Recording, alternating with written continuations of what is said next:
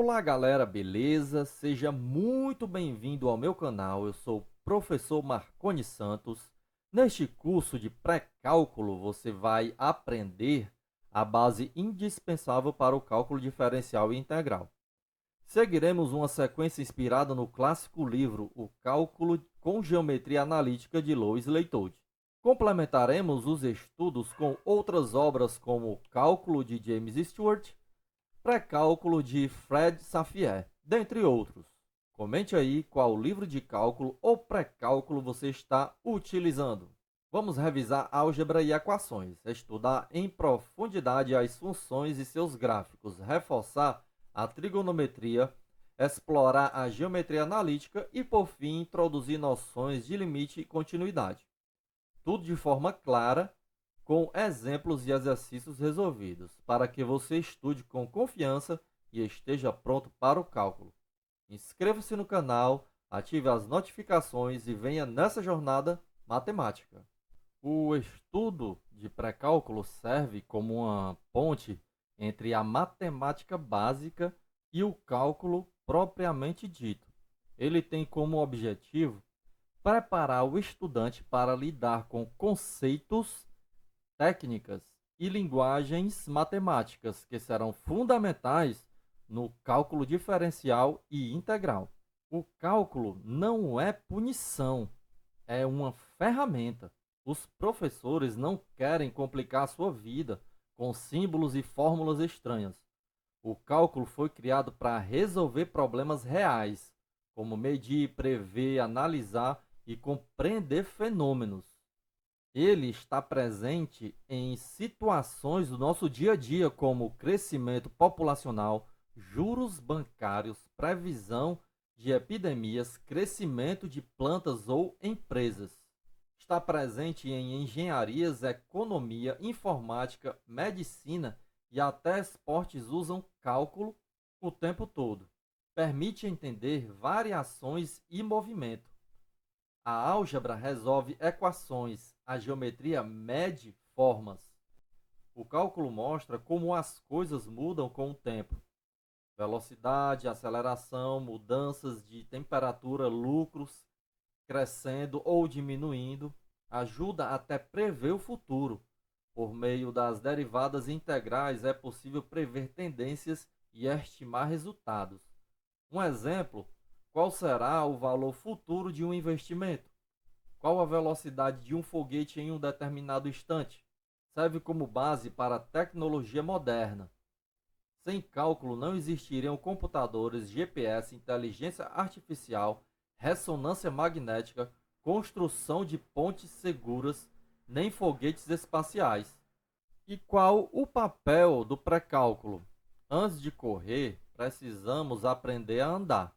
O pré-cálculo dá a base sólida nas funções, trigonometria, geometria analítica, noções de limite. Sem isso, o cálculo parece um bicho de sete cabeças. Com essa preparação, ele se torna lógico e compreensível. A mentalidade correta para se estudar cálculo é não se prender a fórmulas, é procurar entender os conceitos, treinar muito com exercícios. Quando estudante, eu refazia todos os exemplos e exercícios que o professor passava para exercitar, que é fazer conexões com exemplos práticos. Usar o pré-cálculo como um guia de preparação para dominar o cálculo sem medo.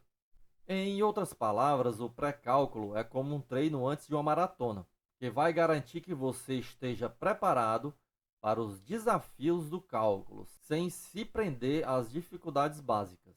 Agora vamos dar continuidade ao estudo do capítulo 1, com os números reais e gráficos, no tópico 1.1, números reais e desigualdades. Não se esqueça de se inscrever no canal, ativar as notificações para acompanhar estas aulas. O sistema numérico real consiste em um conjunto de elementos chamados de números reais e duas operações denominadas adição e multiplicação, denotada pelos símbolos mais e o pontinho, que é o de multiplicação, respectivamente. Se A e B forem elementos do conjunto R dos reais, A mais B denotará a soma de A e B. E A vezes B, ou AB, denotará seu produto.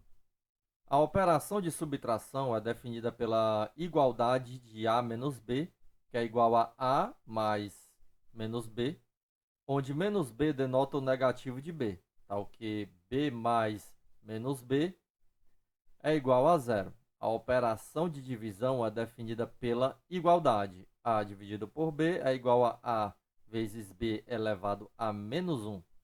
B diferente de zero, onde B elevado a menos 1 denota o recíproco de B, tal que B vezes o B elevado a menos 1 é igual a 1.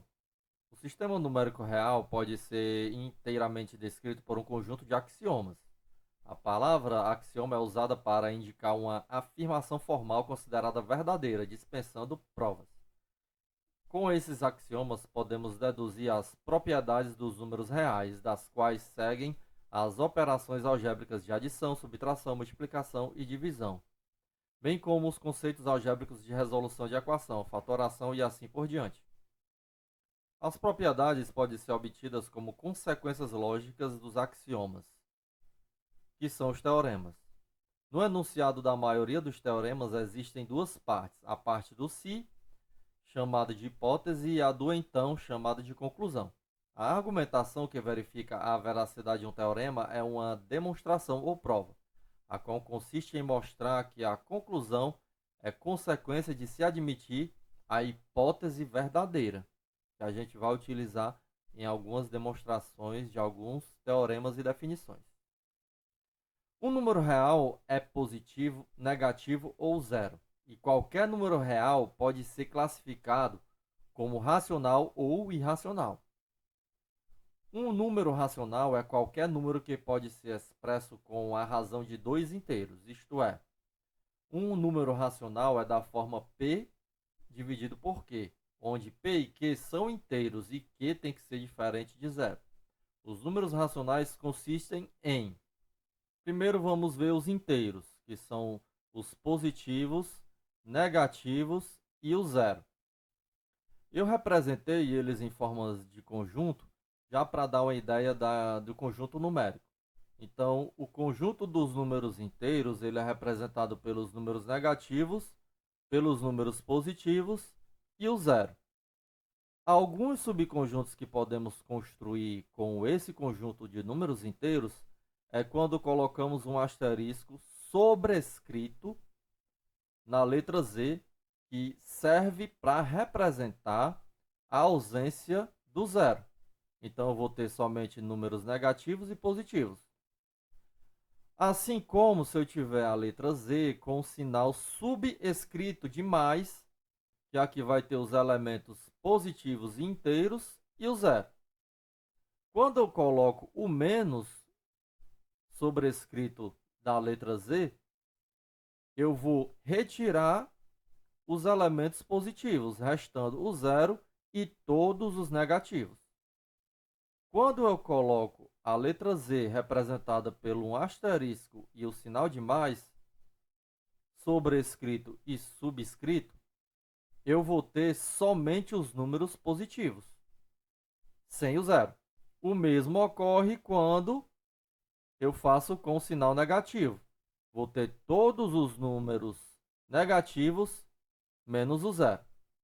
Então, as frações, por exemplo, A sobre B, que é o mesmo que A dividido por B, eu posso colocar A vezes o B elevado a menos 1, sendo que B diferente de zero.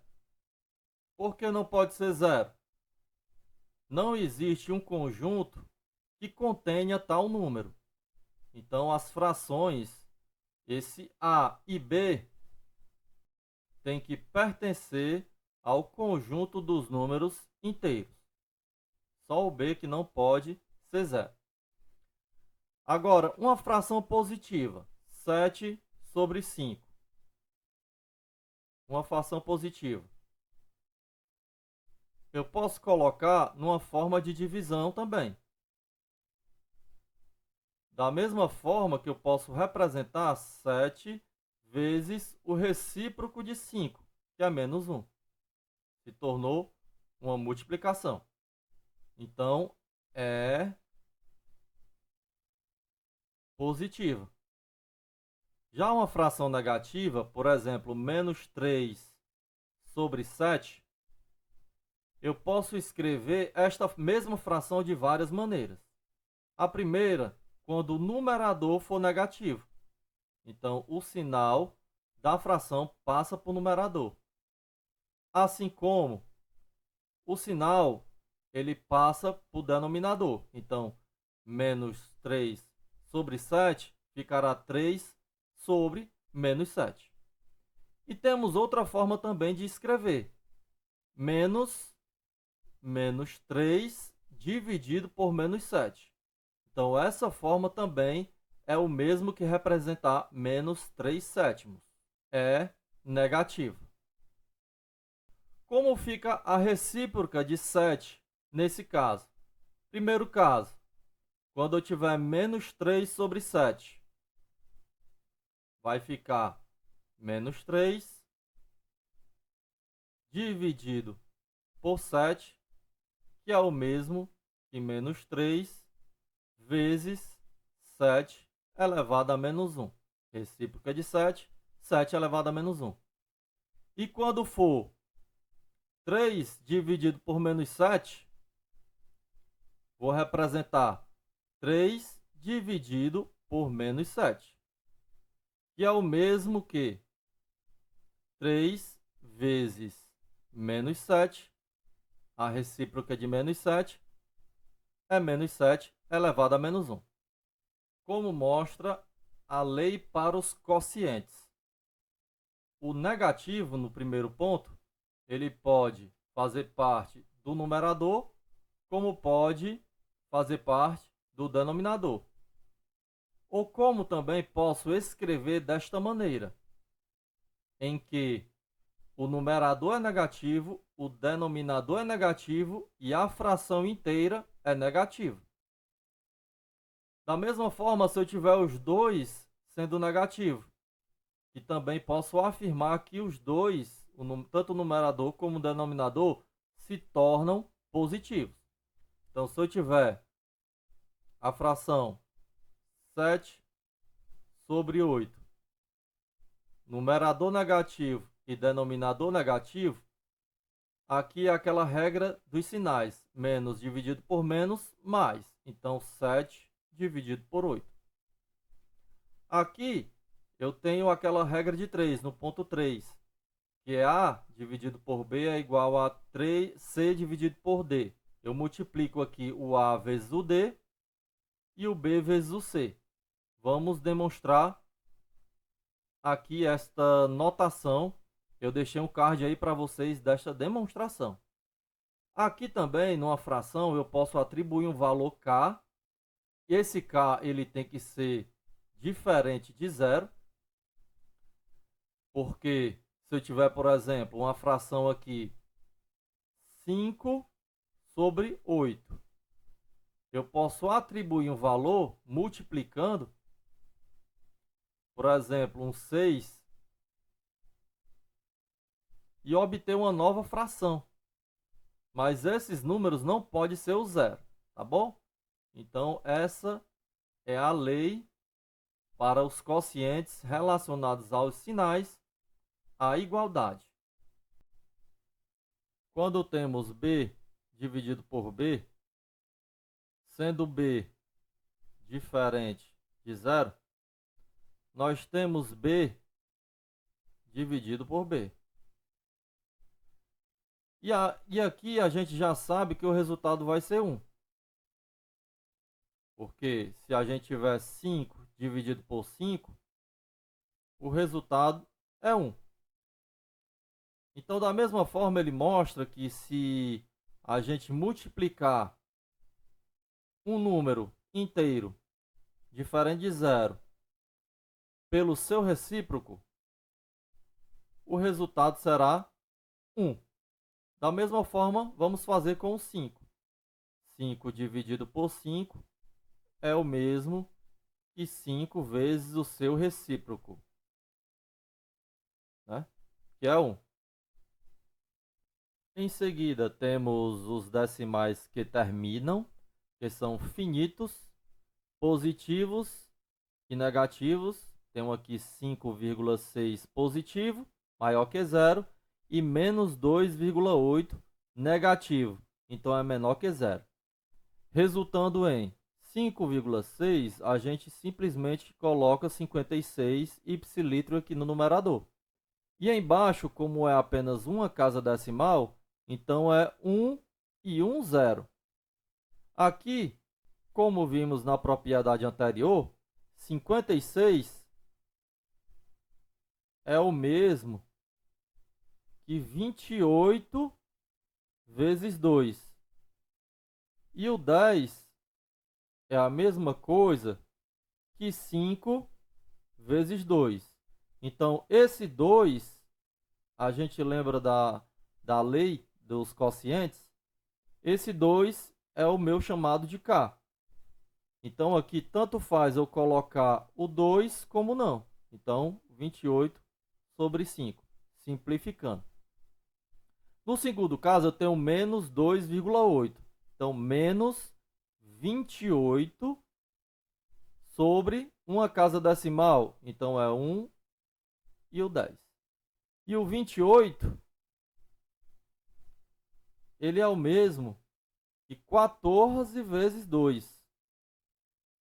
E o 10, como já tínhamos feito, é 5 vezes 2. Então, esse 2 eu não preciso colocar. Fica somente menos 14 sobre 5. Então, esses são os que terminam, que tem uma limitação, um fim. Já os decimais que não terminam são considerados os que têm uma dízima periódica ou um período. Eu posso reescrever esse número 4,77 que repete infinitas vezes da seguinte maneira: 4,7 com a barra em cima, representando que o 7 é o período de repetição, assim como o menos 0,27, que é o período que está sendo repetido, é o número 27. Então, mostra que ele segue infinitamente repetindo o mesmo número. Como vamos representar em fração? Geralmente, a gente equaciona.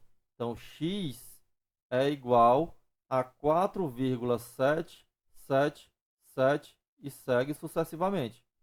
Pegamos essa mesma equação, multiplicamos por 10, que vai ficar 10x é igual a uma casa decimal vai avançar porque é 10. Por que 10? Porque o período só tem uma casa decimal. Então, eu multiplico por 10. E aqui vai ficar 47,777, seguindo infinitamente. Agora, o que é que eu faço para eliminar esse período? Subtraio pelo x anterior. Menos x é igual a menos 4,777, segue infinitamente.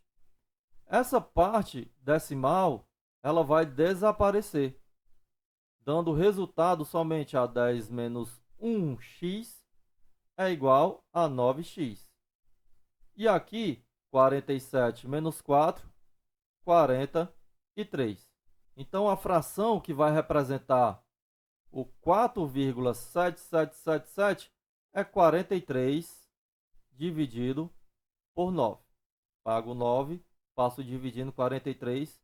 Então, a resposta é 43 dividido por 9. Recomenda-se que faça na calculadora para ter certeza que a resposta está correta. Já o menos 0,272727, nós vamos equacionar da mesma forma que fizemos no anterior. Então, x é igual... Eu vou deixar negativo. Então, vai ficar 0,2727. E segue infinitamente. Vou multiplicar por quanto? por 100, ó, porque é 27. São duas casas decimais. Então vai ficar 100x é igual a 27,27 e segue infinitamente. Então vou subtrair do anterior, menos x. Por quê? Porque eu vou eliminar a parte decimal. Então se aqui é negativo, vem para cá positivo, que vai subtrair 0,27 e assim infinitamente. Parte decimal vai ser eliminada nesta operação. 100 menos 1x é 99x, que é igual ao próprio 27. Passo o 99 dividindo 27, vou ter que x é igual a 27 dividido por 99. Então, colocando em forma de fração, ficará 27 negativo dividido por 99. Então, esses que eu posso transformar em fração, eles são representados pelos números racionais. Agora vamos ver os irracionais. Bom, os números reais que não são racionais, ou melhor, não colocamos em forma de fração, são chamados de números irracionais. Esses são os decimais que não terminam e não são periódicos. Temos o exemplo do raiz quadrada de 3, que é 1,732 e segue infinitamente sem repetir os números depois da vírgula. Logo, não temos como colocar em forma de número racional.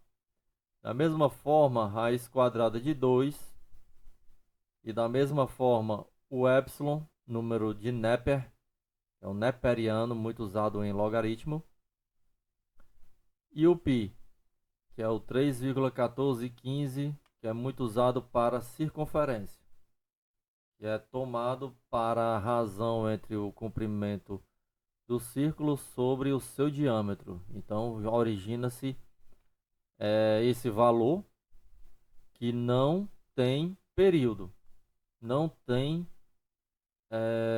partes repetidas nesse número após a vírgula. Então é uma dízima não periódica. Trouxe aqui um exemplo de um triângulo retângulo que é muito usado nas razões trigonométricas. E isso gera muito a raiz quadrada de 3 e raiz quadrada de 2, né, nessas razões. Por isso que eu trouxe a efeito para a gente utilizar, quando for utilizar essas razões, a gente lembrar do raiz quadrada de 2 e raiz quadrada de 3. Queria agradecer por você ter chegado até o final deste vídeo. Próxima aula nós veremos conjuntos. Não esqueça de se inscrever, ativar as notificações, dar seu joinha e compartilhar o vídeo para os seus colegas e amigos interessados. Valeu, tchau, tchau.